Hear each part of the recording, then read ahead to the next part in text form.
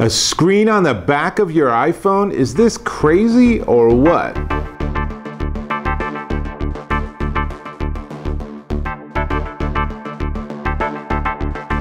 Dave Taylor here, and I can't decide, is the Oaxis Inkcase i7 genius or madness? So, here's my iPhone 7, and it's usual 7, and has in a pretty nice case, but the back of the case is a second screen. Now, the technology of the second screen is called EInk, and you've seen it on Kindle devices, for example. It's really interesting because it only uses power when you're changing the image. Once an image is on the screen, it can sit there for months, literally months, without using any power at all. But when you change the screen, as you'll be able to see, hopefully, it is a little funky. Come on. So you can see there's sort of a weird experience there, but whatever.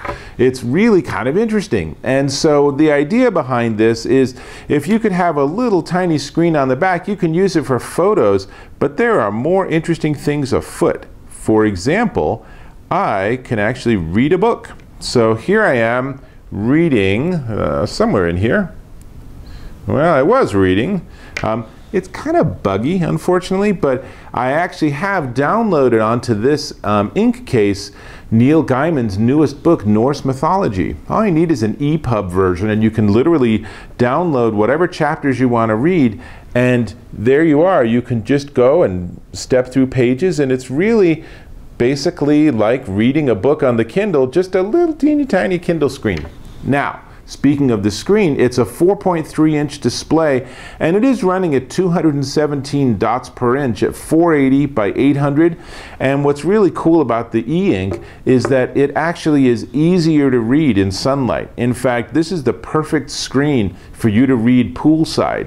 Now, I know if you're using your phone poolside or in bright sunlight, you're doing this sort of thing, and you're trying to figure out what the heck it says. So the EInk is really cool in that regard. But let's actually, well, hold on. Let me just tell you what else it can do. So it also, assuming it's working and friendly, it can also do things like give you a little clock. So now, a little hard to see, I understand, but every minute it will update. So this clock will actually stay current, and it uses an infinitesimal amount of power. So I expect that I could leave it like this and use it for probably weeks as a clock and never have to flip my phone over and use that. So nice power saver. There's also a calendar and reminder system. I haven't had great luck with it. And there's also a read later news feature.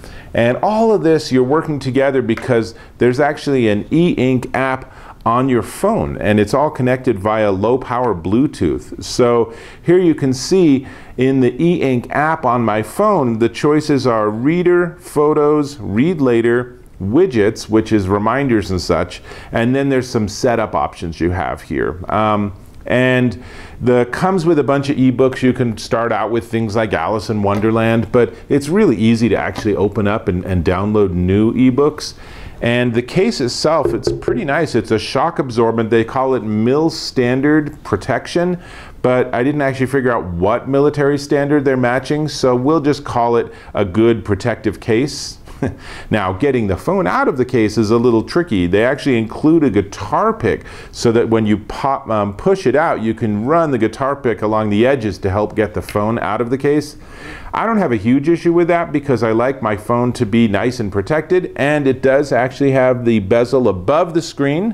So if I do that, the screen doesn't actually impact it at all. That's good. So it's a nice case. And it has this fantastic additional feature of being actually like a little mini Kindle on the back of your phone. Now, I have to be really candid with you. When I first pulled it out, I found it buggy, and I kept thinking about, why would I want this? Who in the world would actually buy a case to have a second screen? But the more I played with it when it's working right, the more I'm like, oh, that's actually pretty cool. And so particularly like with the ebook reader, the idea that I could be sitting outside and just reading a book and just tap, tap, just keep going from page to page is pretty neat. The downside is that, like I said, I find the hardware buggy in terms of the buttons, And I found the software itself is also a little buggy. I even was getting errors like spotty Bluetooth, and I'm like, the case is literally on the back of the phone. It can't get any closer. It's also worth noting that you need to charge the e-ink case, and it comes with this very unique connector for that. I'm not sure why they did that, but it does mean if you lose this charging cable, you're out of luck. You have no way to charge this thing. So micro USB, kind of a better deal, but you see this a lot with wearables too, is where they have custom connectors, and there's probably some really excellent reason why they do this, but it's worth knowing that you need to make sure that you never lose the cable. Now, if you lose the guitar pick, you can probably improvise. But all in all, I have to say that it's a really interesting idea. I think it's probably a little bit spendy for what it is, and I really, really wish it was less flaky. And it's funny actually, because I find myself constantly touching the screen thinking that it's a touch screen. It's not a touch screen. It just has the little controls on the bottom strip, and that's what you have to interact with. So you sort of get the hang of it. It's not horribly bad, but it's definitely another thing to be aware of.